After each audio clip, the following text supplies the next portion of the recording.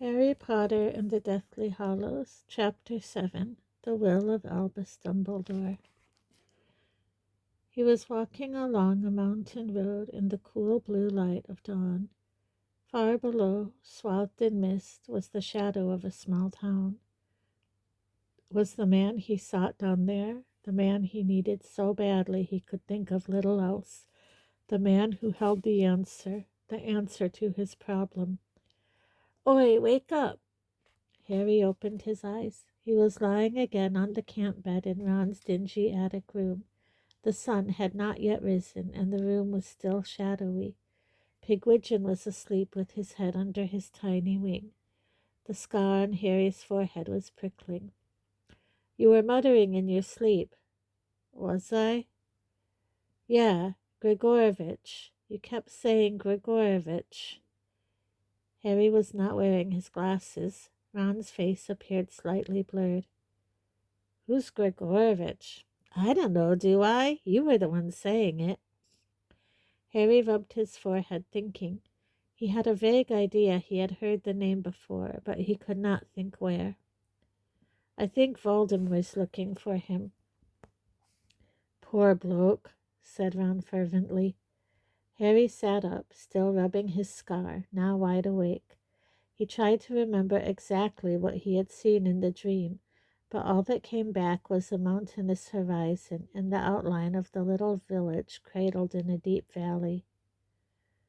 "I think he's abroad." "Who, Grigorovitch?" "Voldemort. I think he's somewhere abroad, looking for Grigorovitch. It didn't look like anywhere in Britain." "You reckon you were seeing into his mind again?" Ron sounded worried. "Do me a favor and don't tell Hermione," said Harry, "although how she expects me to stop seeing stuff in my sleep." He gazed up at little Pigwidgeon's cage, thinking, why was the name Grigorovitch familiar?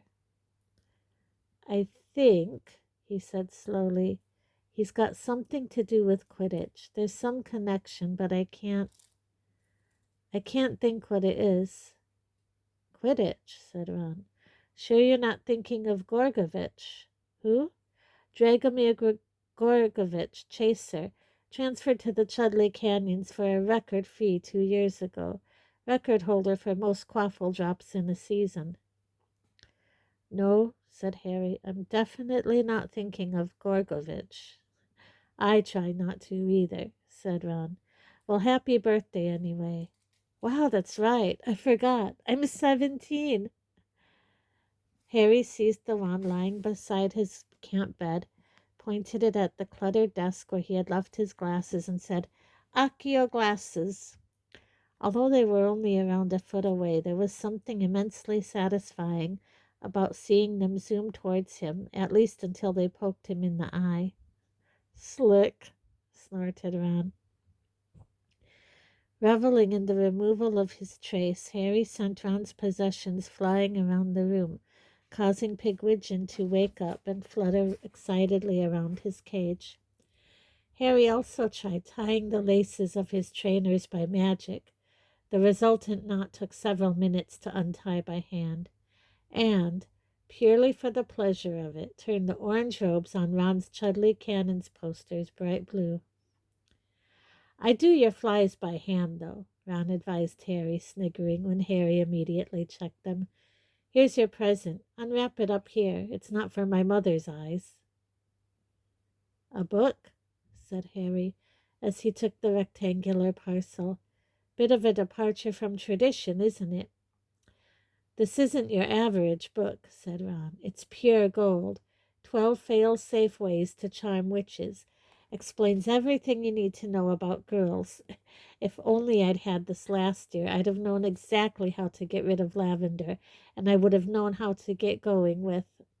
Well, Fred and George gave me a copy, and I've learned a lot.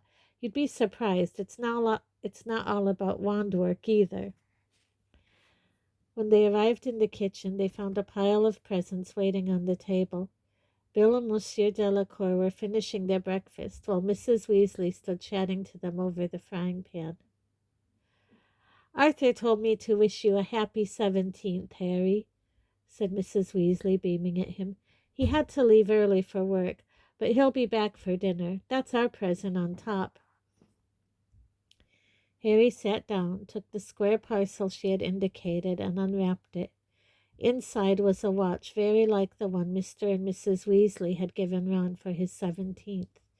It was gold, with stars circling round the face instead of hands. "It's traditional to give a wizard a watch when he comes of age," said Mrs. Weasley, watching him anxiously from beside the cooker. "I'm afraid that one isn't new like Ron's. It was actually my brother Fabian's, and he wasn't terribly careful with his possessions. It's a bit dented on the back, but—" The rest of her speech was lost. Harry got up and hugged her. He tried to put a lot of unsaid things into the hug, and perhaps she understood them, because she patted his cheek clumsily when he released her, then waved her wand in a slightly random way, causing half a pack of bacon to flop out of the frying pan onto the floor. "Happy birthday, Harry," said Hermione, hurrying into the kitchen and adding her own present to the top of the pile. "It's not much, but I hope you like it. What did you get him?" she added to Ron, who seemed not to hear her. "Come on, then, open Hermione's," said Ron. She had bought him a new sneakoscope. The other packages contained an enchanted razor from Bill and Fleur. "Ah, yes, this will give you the smoothest shave you will ever have," Monsieur Delacour assured him, "but you must tell it clearly what you want. Otherwise, you might find you have a little less hair than you would like."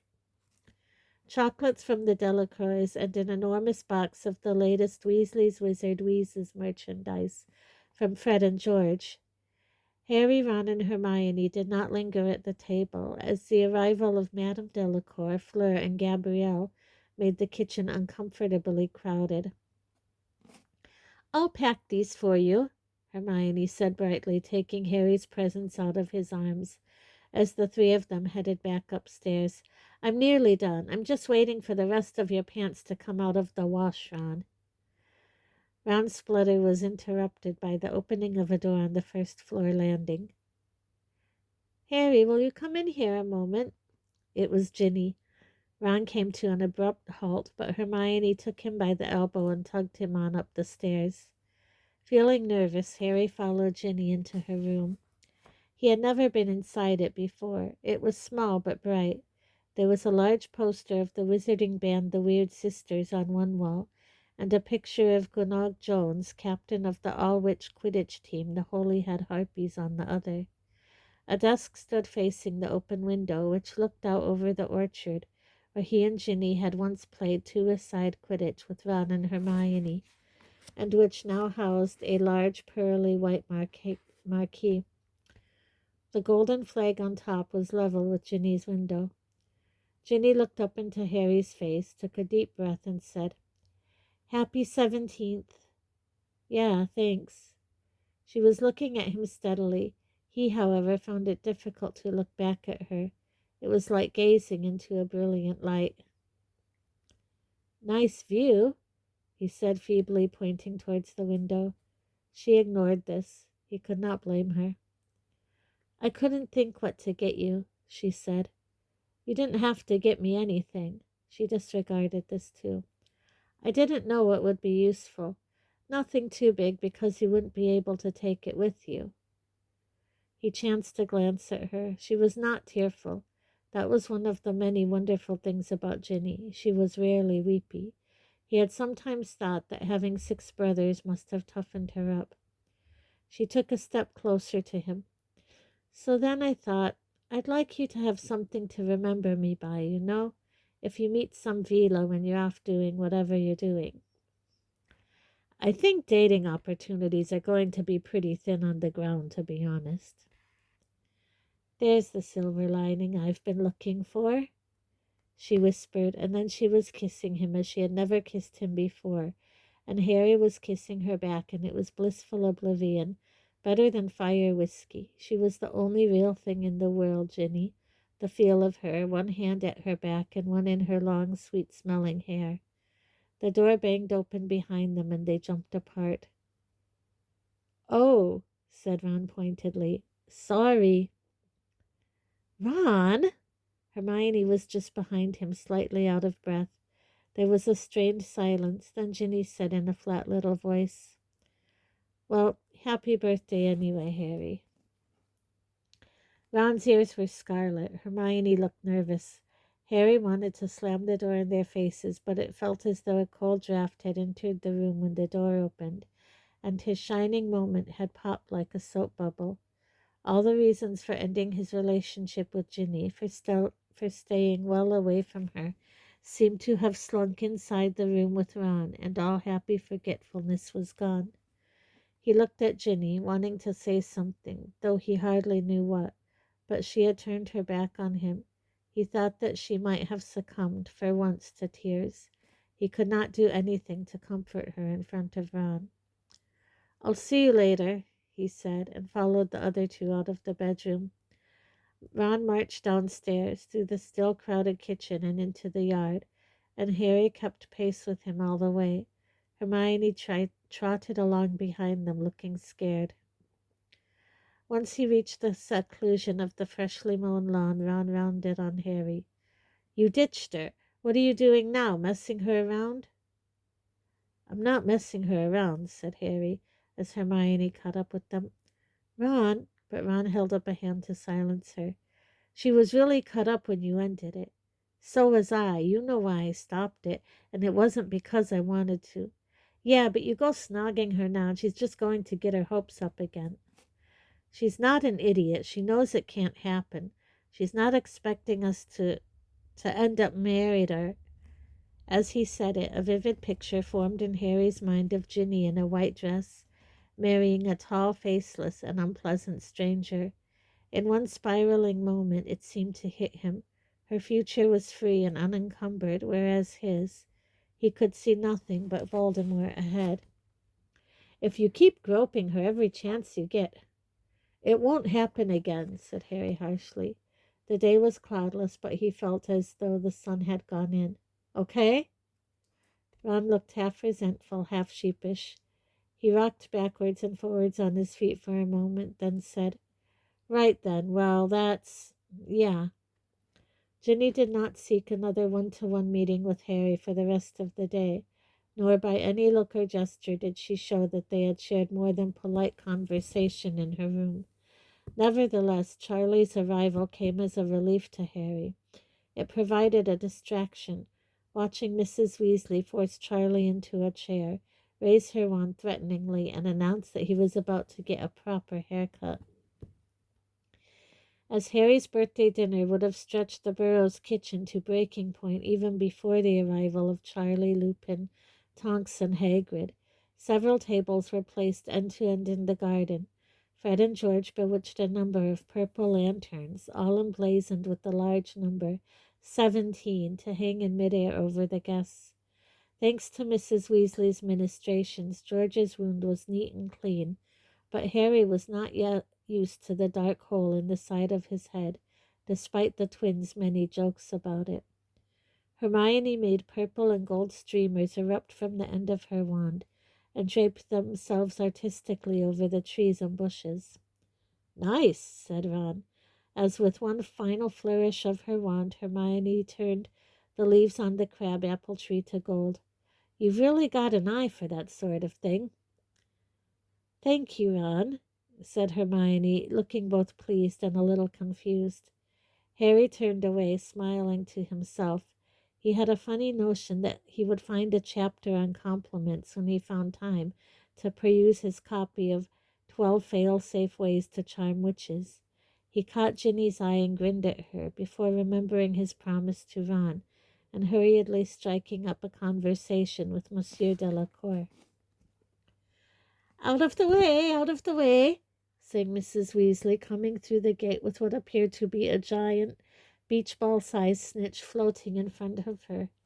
Seconds later, Harry realized that it was his birthday cake, which Mrs. Weasley was suspending with her wand rather than risk carrying it over the uneven ground.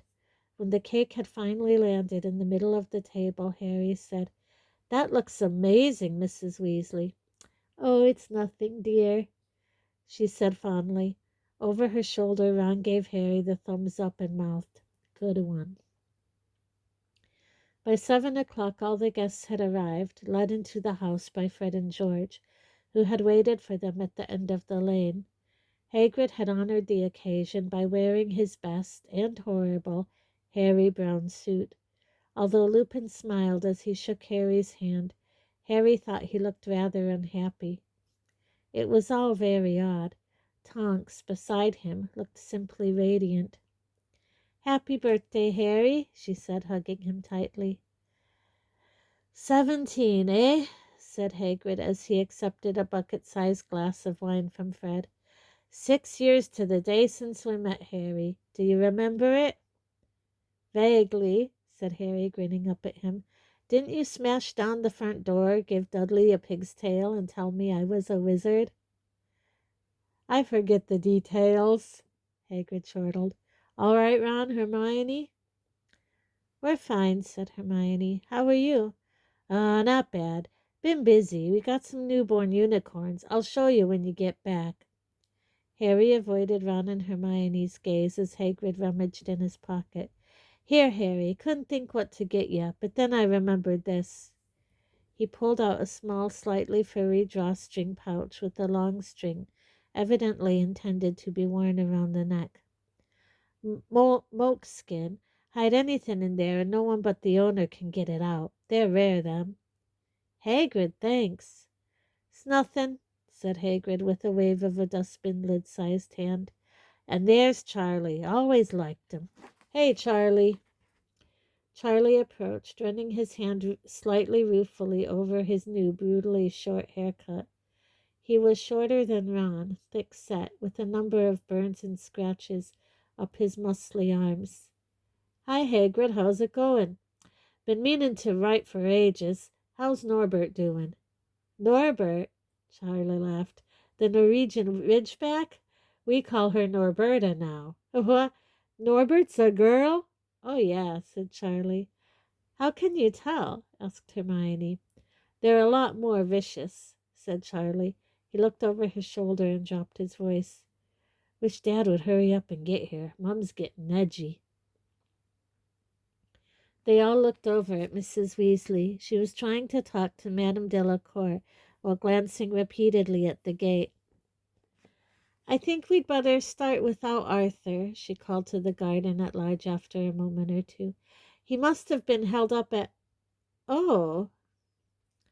They all saw it at the same time, a streak of light that came flying across the yard and onto the table, where it resolved itself into a bright silver weasel, which stood on its hind legs and spoke with Mr. Weasley's voice.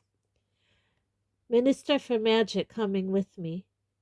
The Patronus dissolved into thin air, leaving Fleur's family peering in astonishment at the place where it had vanished. We shouldn't be here, said Lupin at once. Harry, I'm sorry. I'll explain another time. He seized Tonks' wrist and pulled her away. They reached the fence, climbed over it, and vanished from sight. Mrs. Weasley looked bewildered. The minister? But why? I don't understand. But there was no time to discuss the matter. A second later, Mr. Weasley had appeared out of thin air at the gate, accompanied by Rufus Scrimgeour, instantly recognizable by his mane of grizzled hair. The two newcomers marched across the yard towards the garden and the lantern-lit table, where everybody sat in silence, watching them draw closer. As Scrimgeour came within range of the lantern light, Harry saw that he looked much older than the last time they had met, scraggy and grim. Sorry to intrude, said Scrimgeour as he limped to a halt before the table, especially as I can see that I am gate-crashing a party. His eyes lingered for a moment on the giant snitch cake. Many happy returns. Thanks, said Harry. I require a private word with you, Scrimgeour went on. Also with Mr. Ronald Weasley and Miss Hermione Granger. Us? Said Ron, sounding surprised. Why us? I shall tell you that when we are somewhere more private, said Scrimgeour. Is there such a place? He demanded of Mr. Weasley. Yes, of course, said Mr. Weasley, who looked nervous. The sitting room. Why don't you use that? You can lead the way, Scrimgeour said to Ron. There will be no need for you to accompany us, Arthur. Harry saw Mr. Weasley exchange a worried look with Mrs. Weasley as he, Ron, and Hermione stood up. As they led the way back to the house in silence, Harry knew that the other two were thinking the same as he was. Scrimgeour must somehow have learned that the three of them were planning to drop out of Hogwarts. Scrimgeour did not speak as they all passed through the messy kitchen and into the Burrows' sitting room. Although the garden had been full of soft golden evening light, it was already dark in here. Harry flicked his wand at the oil lamps as he entered, and they illuminated the shabby but cozy room. Scrimgeour sat himself in the sagging armchair that Mr. Weasley normally occupied, leaving Harry, Ron, and Hermione to squeeze side by side on the sofa. Once they had done so, Scrimgeour spoke. I have some questions for the three of you, and I think it will be best if we do it individually. If you two, he pointed at Harry and Hermione, can wait upstairs, I will start with Ronald. We're not going anywhere, said Harry, while Hermione nodded vigorously. You can speak to us together or not at all. Scrimgeour gave Harry a cold, appraising look. Harry had the impression that the minister was wondering whether it was worthwhile opening hostilities this early. Very well, then, together, he said, shrugging. He cleared his throat. I am here, as I'm sure you know, because of Albus Dumbledore's will. Harry, Ron, and Hermione looked at one another. A surprise, apparently. You were not aware, then, that Dumbledore had left you anything. All of us? Said Ron. Me and Hermione, too? Yes, all of... But Harry interrupted. Dumbledore died over a month ago. Why has it taken this long to give us what he left us? Isn't it obvious? Said Hermione before Scrimgeour could answer. They wanted to examine whatever he's left us. You had no right to do that, she said, and her voice trembled slightly. I had every right, said Scrimgeour dismissively. The decree for justifiable confiscation gives the ministry the power to confiscate the contents of a will. That law was created to stop wizards passing on dark artifacts, said Hermione, and the ministry is supposed to have powerful evidence that the deceased's possessions are illegal before seizing them. Are you telling me that you thought Dumbledore was trying to pass us something cursed? Are you planning to follow a career in magical law, Miss Granger? Asked Scrimgeour. No, I'm not, retorted Hermione. I'm hoping to do some good in the world. Ron laughed. Scrimgeour's eyes flickered towards him and away again as Harry spoke. So why have you decided to let us have our things now? Can't think of a pretext to keep them. No, it'll be because the 31 days are up, said Hermione at once. They can't keep the objects longer than that unless they can prove they're dangerous, right? Would you say you were close to Dumbledore, Ronald? Asked Scrimgeour, ignoring Hermione. Ron looked startled. Me? No, not really. It was always Harry who... Ron looked round at Harry and Hermione to see Hermione give him a stop talking now sort of look, but the damage was done. Scrimgeour looked as though he had heard exactly what he had expected and wanted to hear. He swooped like a bird of prey upon Ron's answer. If you were not very close to Dumbledore, how do you account for the fact that he remembered you in his will? He made exceptionally few personal bequests. The vast majority of his possessions, his private library, his magical instruments, and other personal effects, were left to Hogwarts. Why do you think you were singled out? I don't know, said Ron. When I say we weren't close, I mean I think he liked me. You're being modest, Ron, said Hermione. Dumbledore was very fond of you. This was stretching the truth to breaking point as far as Harry knew. Ron and Dumbledore had never been alone together, and direct contact between them had been negligible.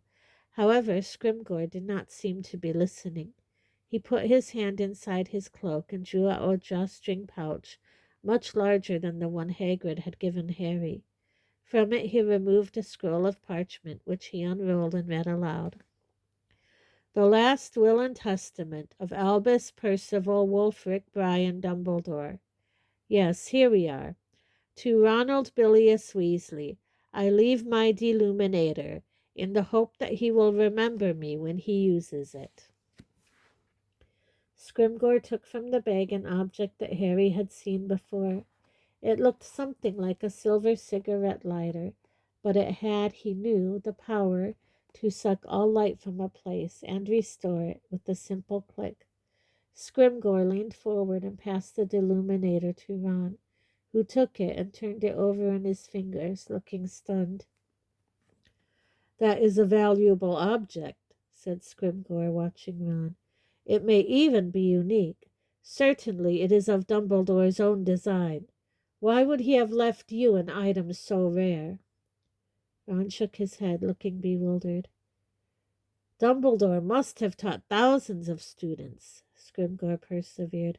Yet the only ones he remembered in his will are you three. Why is that? To what use did he think you would put his deluminator, Mr. Weasley? Put out lights, I suppose, mumbled Ron. What else could I do with it? Evidently, Scrimgeour had no suggestions. After squinting at Ron for a moment or two, he turned back to Dumbledore's will. To Miss Hermione Jean Granger, I leave my copy of The Tales of Beedle the Bard, in the hope that she will find it entertaining and instructive. Scrimgeour now pulled out of the bag a small book that looked as ancient as the copy of Secrets of the Darkest Art upstairs. Its binding was stained and peeling in places. Hermione took it from Scrimgeour without a word. She held the book in her lap and gazed at it. Harry saw that the title was in runes. He had never learned to read them. As he looked, a tear splashed onto the embossed symbols. Why do you think Dumbledore left you that book, Miss Granger? Asked Scrimgeour. He knew I liked books, said Hermione in a thick voice, mopping her eyes with her sleeve. But why that particular book? I don't know. He must have thought I'd enjoy it. Did you ever discuss codes or any means of passing secret messages with Dumbledore? No, I didn't, said Hermione, still wiping her eyes on her sleeve. And if the Ministry hasn't found any hidden codes in this book in 31 days, I doubt that I will. She suppressed a sob. They were wedged together so tightly that Ron had difficulty extracting his arm to put it around Hermione's shoulders. Scrimgeour turned back to the will. To Harry James Potter, he read, and Harry's insides contracted with a sudden excitement. I leave the snitch he caught in his first Quidditch match at Hogwarts as a reminder of the rewards of perseverance and skill. As Scrimgeour pulled out the tiny walnut-sized golden ball, its silver wings fluttered rather feebly, and Harry could not help feeling a definite sense of anticlimax. Why did Dumbledore leave you the snitch? Asked Scrimgeour. No idea, said Harry. For the reasons you just read out, I suppose. To remind me what you can get if you persevere in whatever it was.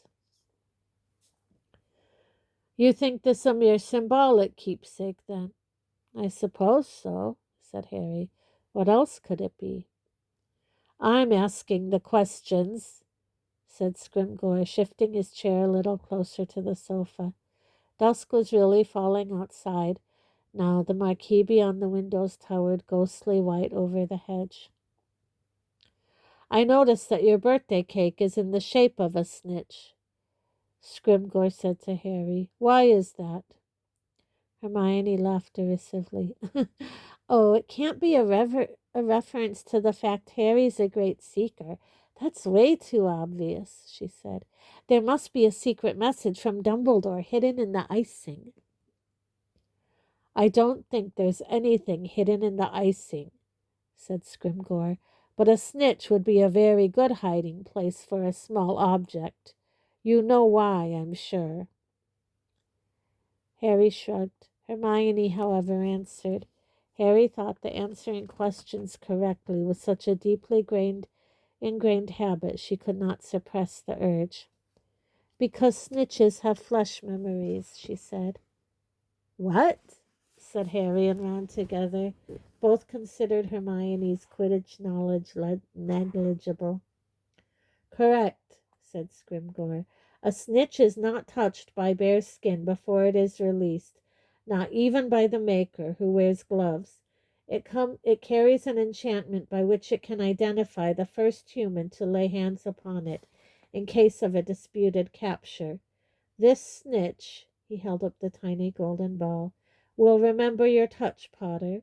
It occurs to me that Dumbledore, who had prodigious magical skill, whatever his other faults, might have enchanted the snitch so that it will open only for you. Harry's heart was beating rather fast. He was sure that Scrimgeour was right. How could he avoid taking the snitch with his bare hands in front of the minister? You don't say anything, said Scrimgeour. Perhaps you already know what the snitch contains? No, said Harry, still wondering how he could appear to touch the snitch without really doing so. If only he knew legilimency, really knew it, and could read Hermione's mind, he could practically hear her brain whirring beside him. Take it, said Scrimgeour quietly. Harry met the minister's yellow eyes and knew he had no option but to obey. He held out his hand, and Scrimgeour leaned forwards again and placed the snitch slowly and deliberately into Harry's palm. Nothing happened. As Harry's fingers closed around the snitch, its tired wings fluttered and were still. Scrimgeour, Ron, and Hermione continued to gaze avidly at the now partially concealed ball, as if still hoping it might transform in some way. That was dramatic, said Harry coolly. Both Ron and Hermione laughed. That's all then, is it? Asked Hermione, making to prise herself off the sofa. Not quite, said Scrimgeour, who looked bad-tempered now. Dumbledore left you a second bequest, Potter. What is it? Asked Harry, excitement rekindling. Scrimgeour did not bother to read from the will this time. The sword of Godric Gryffindor, he said. Hermione and Ron both stiffened. Harry looked around for a sign of the ruby-encrusted hilt, but Scrimgeour did not pull the sword from the leather pouch, which, in any case, looked much too small to contain it. So where is it? Harry asked suspiciously. Unfortunately, said Scrimgeour, that sword was not Dumbledore's to give away. The sword of Godric Gryffindor is an important historical artifact, and as such belongs. It belongs to Harry, said Hermione hotly. It chose him. He was the one who found it. It came to him out of the Sorting Hat. According to reliable historical sources, the sword may present itself to any worthy Gryffindor, said Scrimgeour. That does not make it the exclusive property of Mr. Potter, whatever Dumbledore may have decided. Scrimgeour scratched his badly shaven cheek, scrutinizing Harry. Why do you think Dumbledore wanted to give me the sword? Said Harry, struggling to keep his temper. Maybe he thought it would look nice on my wall. This is not a joke, Potter, growled Scrimgeour. Was it because Dumbledore believed that only the sword of Godric Gryffindor could defeat the heir of Slytherin? Did he wish to give you that sword, Potter, because he believed, as do many, that you are the one destined to destroy he who must not be named? Interesting theory, said Harry. Has anyone ever tried sticking a sword in Voldemort? Maybe the Ministry should put some people on to that. instead of wasting their time stripping down the illuminators or covering up breakouts from Azkaban. So is this what you've been doing, Minister? Shut up in your office trying to break open a snitch? People are dying. I was nearly one of them. Voldemort chased me across 3 counties. He killed Mad Eye Moody. But there's been no word about any of that from the Ministry, has there? And you still expect us to cooperate with you. You go too far, shouted Scrimgeour, standing up. Harry jumped to his feet, too. Scrimgeour limped towards Harry and jabbed him hard in the chest with the point of his wand. It singed a hole in Harry's t-shirt like a lit cigarette. Oi! Said Ron, jumping up and raising his own wand, but Harry said, No, do you want to give him an excuse to arrest us? Remembered you're not at school, have you? Said Scrimgeour, breathing hard into Harry's face. Remember that I am not Dumbledore, who forgave your insolence and insubordination. You may wear that scar like a crown, Potter, but it is not up to a 17-year-old boy to tell me how to do my job. It's time you learned some respect. It's time you earned it, said Harry. The floor trembled. There was a sound of running footsteps. Then the door to the sitting room burst open, and Mr. and Mrs. Weasley ran in. We thought we heard, began Mr. Weasley, looking thoroughly alarmed at the sight of Harry and the minister virtually nose to nose. Raised voices, panted Mrs. Weasley.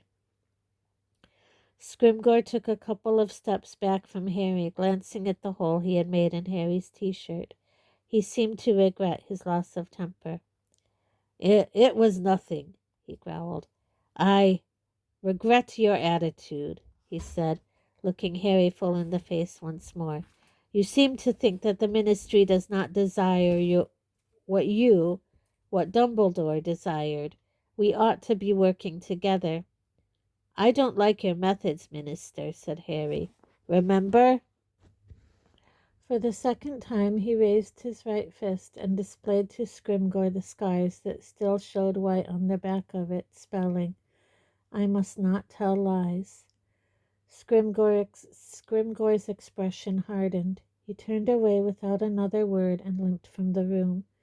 Mrs. Weasley hurried after him. Harry heard her stop at the back door. After a minute or two, she called, He's gone. What did he want? Mr. Weasley asked, looking around at Harry, Ron, and Hermione, as Mrs. Weasley came hurrying back to them. To give us what Dumbledore left us, said Harry. They've only just released the contents of his will.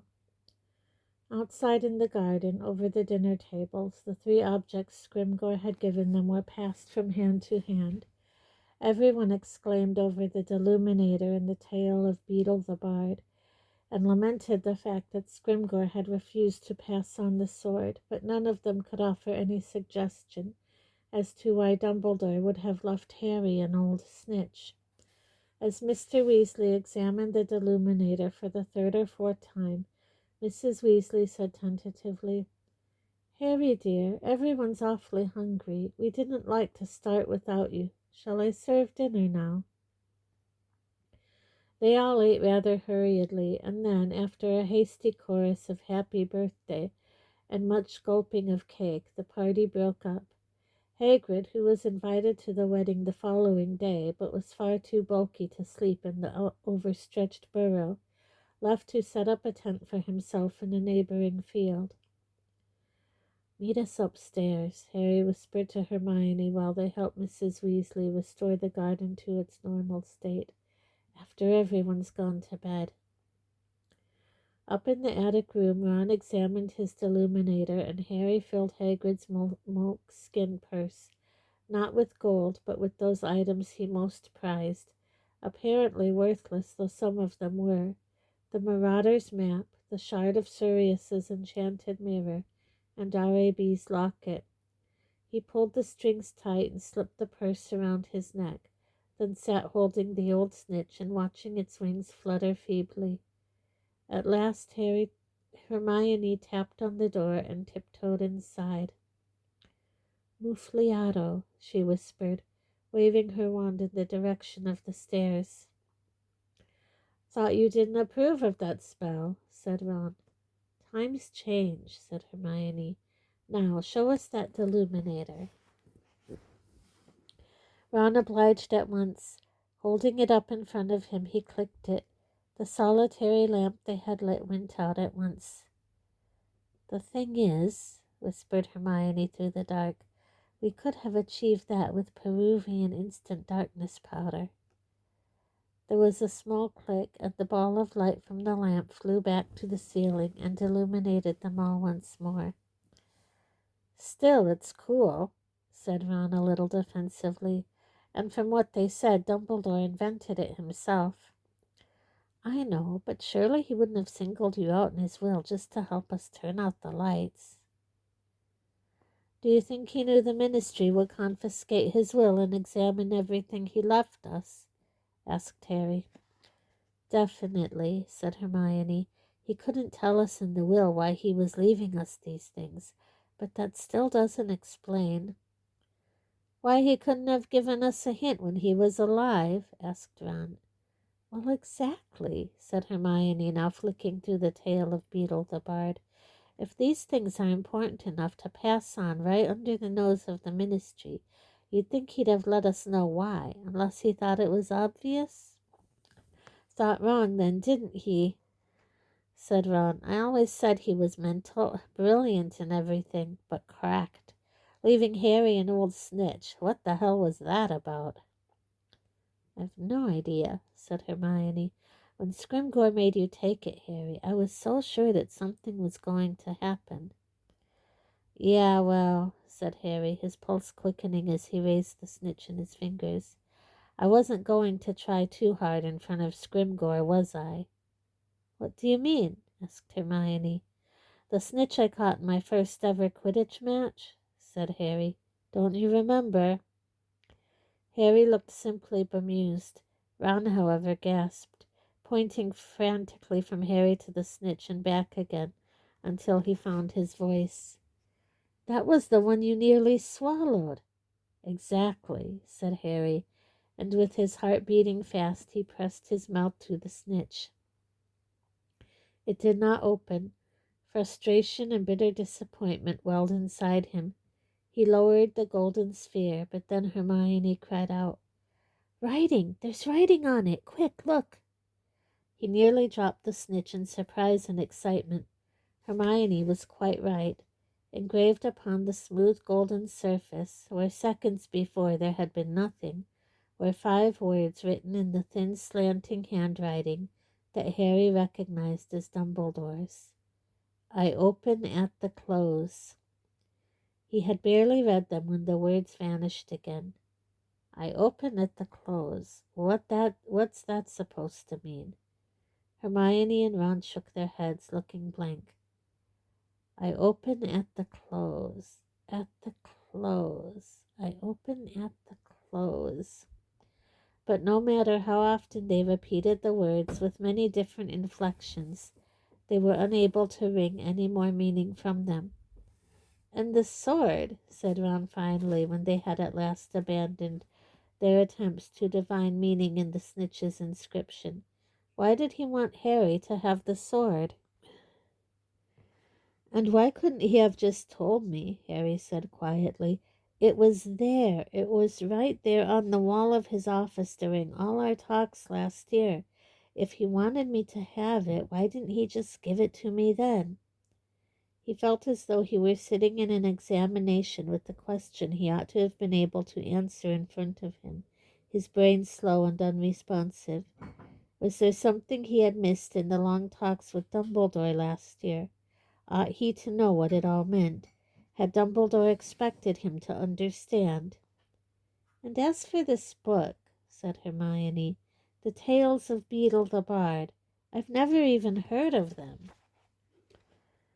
You've never heard of the Tales of Beetle the Bard, said Ron incredulously. You're kidding, right? No, I'm not, said Hermione in surprise. Do you know them then? Well, of course I do. Harry looked up, diverted. The circumstance of Ron having read a book that Hermione had not was unprecedented. Ron, however, looked bemused by their surprise. Oh, come on. All the old kids' stories are supposed to be beetles, aren't they? The Fountain of Fair Fortune, The Wizard in the Hopping Pot, Babbity Rabbity and her cackling stump. Excuse me, said Hermione, giggling. What was that last one? Come off it, said Ron, looking in disbelief from Harry to Hermione. You must have heard of Babbity Rabbity. Ron, you know full well Harry and I were brought up by muggles, said Hermione. We didn't hear stories like that when we were little. We heard Snow White and the Seven Dwarfs and Cinderella. What's that, an illness? Asked Ron. So these are children's stories? Asked Hermione, bending again over the runes. Yeah, said Ron uncertainly. I mean, that's just what you hear, you know, that all these old stories came from Beetle. I don't know what they're like in the original versions, but I wonder why Dumbledore thought I should read them. Something creaked downstairs. Probably just Charlie now Mum's asleep, sneaking off to regrow his hair, said Ron nervously. All the same, we should get to bed, whispered Hermione. It wouldn't do to oversleep tomorrow. No, agreed Ron. A brutal triple murder by the bridegroom's mother might put a bit of a damper on the wedding. I'll get the lights. And he clicked the illuminator once more as Hermione left the room.